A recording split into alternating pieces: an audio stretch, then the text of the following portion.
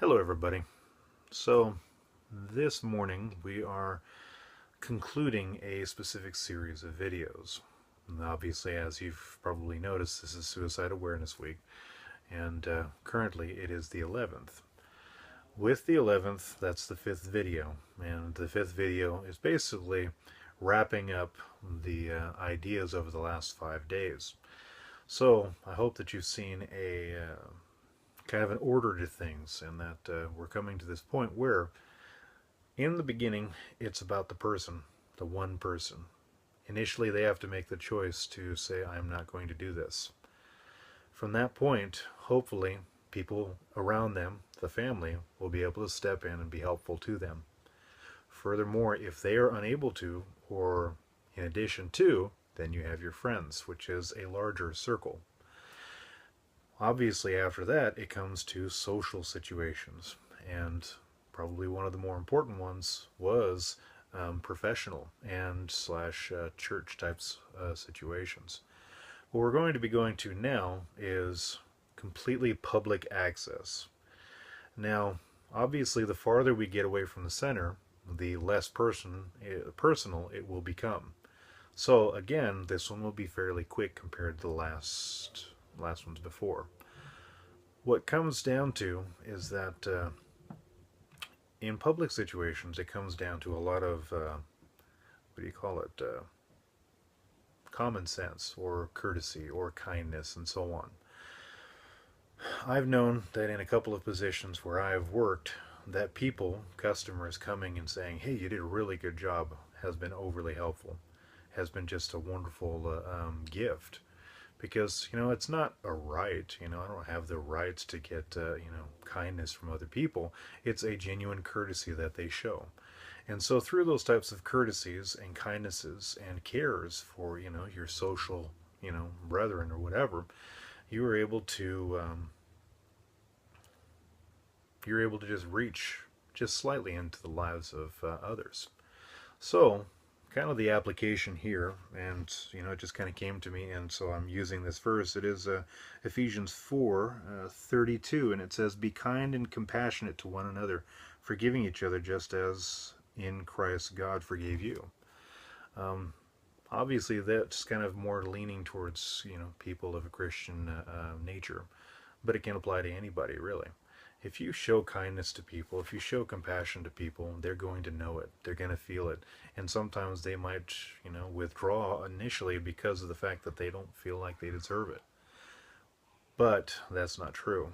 And as you continue to show that compassion and kindness, they may start to reach out and start to, be more kind because of your kindness rubbing off on them.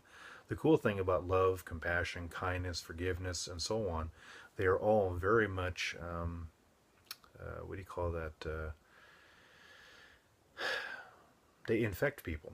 And I know that's kind of a harsh verbiage, but really it is. I mean, when I'm kind to somebody and I show care enough to ask, "How's your day?" Well, they kind of put off. And that's really weird because you would think that, social kindness is normal, but it's really not.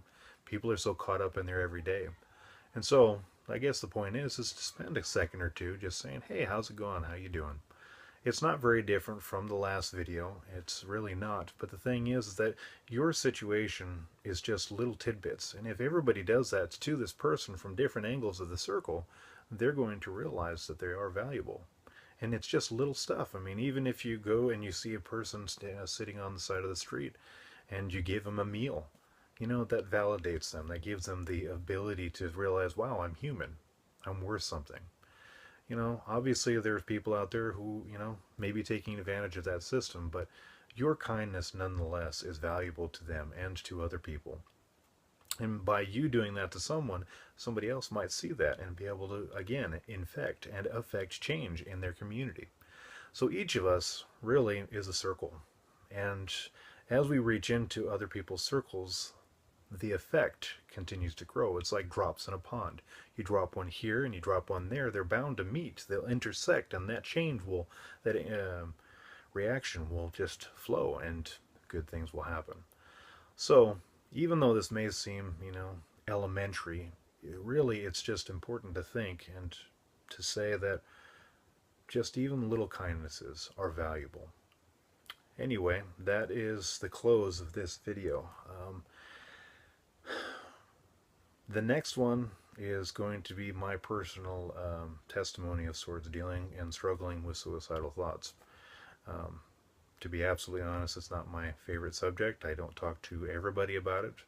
My friends know of it, but they don't know the full story, and even here I won't be able to give all of it.